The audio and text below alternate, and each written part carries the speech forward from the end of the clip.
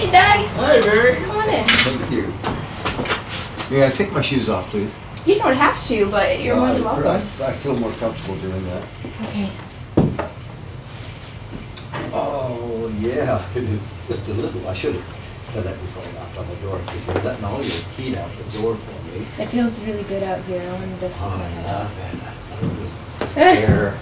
It's my best friend, you know. Plus the kitty cat now, I need to put on a diet. He eats all the time. He weighs about 40 pounds, and he insists on sleeping on my legs, which puts them to sleep. You know, I think I'm okay, but he's a friend. I'm gonna miss him. You talking about a cat? A big cat, big old fuzzy white, you know, fluffy as white. Long hair. Well, you found my. You got to think of a 148-million-year-old rock, the past that it's had, come from the top of a mountain range down over waterfalls and for 180 miles of bad river without becoming a round rock means that Rockadamus had to have been picked up and carried just like I am right now. I think I'm not the first person to pick Rockadamus up. Do you think someone left him in Kings Canyon, got rid of it? Yes. Where he is from is at the Indian burial ground for the Yokut California Indians. So I took him to the Yokut Indians in Lemoore, and they looked at him and said, no, he is one of ours. Our ancestors are in him. And I offered him to them, and they declined it, saying, no, he's your rock, you know. So I think that they knew at the time that this rock was going to show up because it's been in Hopi prophecy and all, so they were expecting the rock to be found. Would you ever put him back in the river? Oh, that's funny. In fact, every one of my friends, they take that rock and put him back in the river. And, you know, that's like contemplating suicide. You don't even want to think about it. So I understand when I took on this task that I had to complete it. And that would be giving up. And this is my task in life, is not to give up. And I think he was past. I think the Indian that put him in my footpath was finished with him also, and he knew that there would be a blind sign guy that would come along at the turn of the new millennium and open it up. I've got a lot of time to think about this, how the rock was made, how it was formed. Okay, why is it so precise and precision-like? Because we're made in the likeness of God. Okay, that means that God has hands. You know, I can't imagine them. They're probably, spiritual hands, but he looks just like us. So when he stuck his thumb or his hand on the face of Rockadamus, it shows everything that he invented in Genesis. You have the mountain range, you have the man, you have the whale, which, by the way, that's the only animal that God named. Then you have the land masses that are separating from the oceans. You have the birds flying. You have all sorts of animals that in the rock. So that's where his handprint went, like that. And then he decided that this would be the template that man would look like, and he put it on planet Earth. I don't know why he didn't continue to finish it and breathe air into it. Maybe this was one like the 10 Commandments, the first set got broken, because he does have a little chip on his head.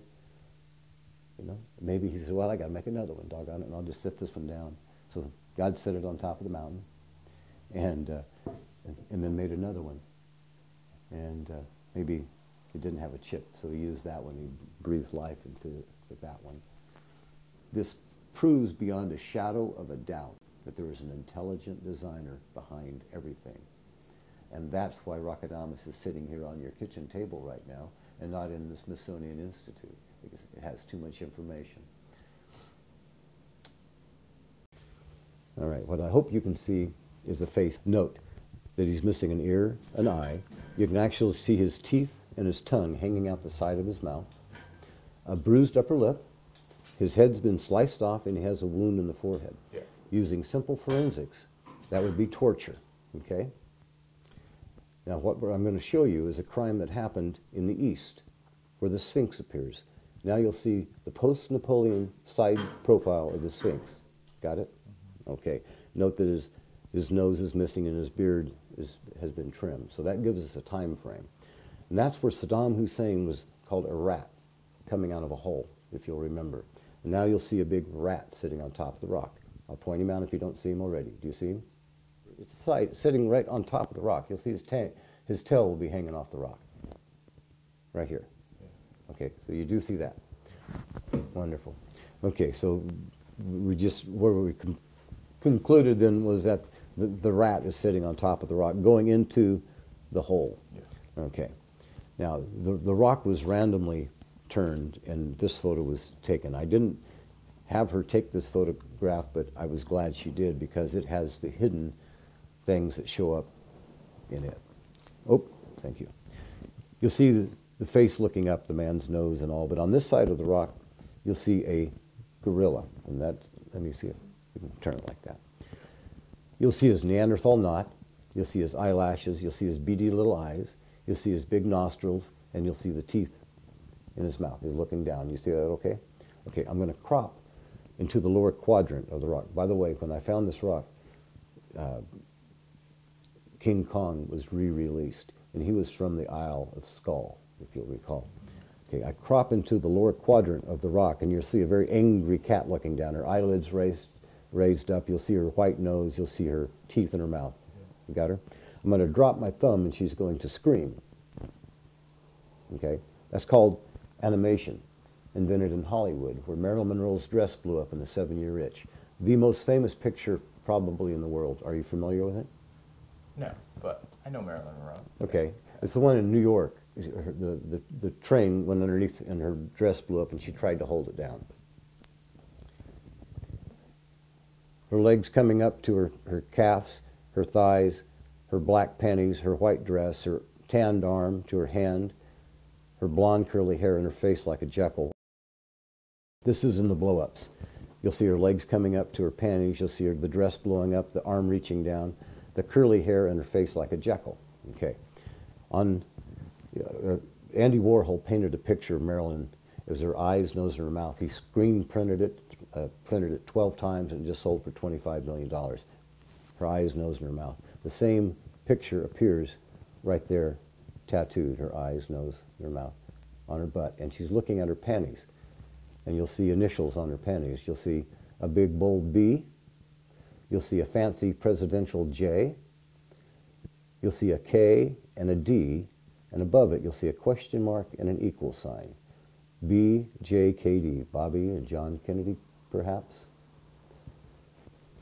The reason Marilyn shows up is when Michael Jackson was accused of exposing himself. All the stars of Hollywood stood up and said he didn't do it. Rockadamus shows him doing it.